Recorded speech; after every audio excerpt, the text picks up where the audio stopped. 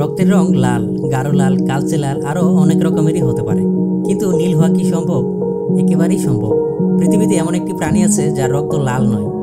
উত্তর আমেরিকার সাগরে এমন একটি কাঁকড়া রয়েছে। বিজ্ঞানীদের গবেষণা অনুযায়ী এটি বিশ্বের একমাত্র প্রাণী যার রক্ত নীল।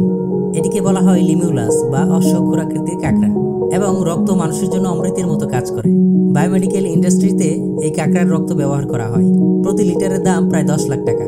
লিমিউলাস বা অশ্বক্ষুরাকৃতির কাঁকড়া পৃথিবীতে 45 কোটি বছর ধরে টিকে রয়েছে। বিজ্ঞানীদের মতে এই কাঁকড়াটি সেই যুগের যখন পৃথিবীতে ডাইনোসর ছিল না, অর্থাৎ এটি ডাইনোসরের চেয়েও পুরনো। কিন্তু এদের সংখ্যা ধীরে ধীরে কমে যাচ্ছে।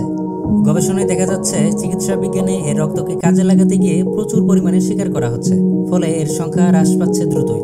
অর্থাৎ টিকা ও বিভিন্ন ওষুধের কার্যকারিতা প্রমাণের ঠেলায় ক্রমশ বিপন্ন হচ্ছে 44 কোটি বছরের প্রাচীন এই কাঁকড়ার প্রজাতি।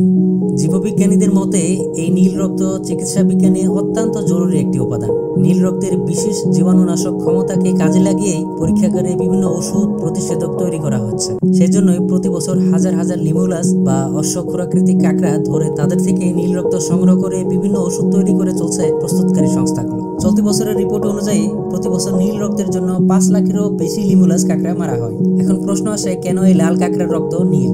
এই কাঁকড়াগুলো তাদের দেহে কপারযুক্ত একরকম হিমোসায়ানিনের সাহায্যে অক্সিজেন পরিবহন করে। এই কপারযুক্ত হিমোসায়ানিনের উপস্থিতির কারণে তাদের রক্ত নীল দেখায়।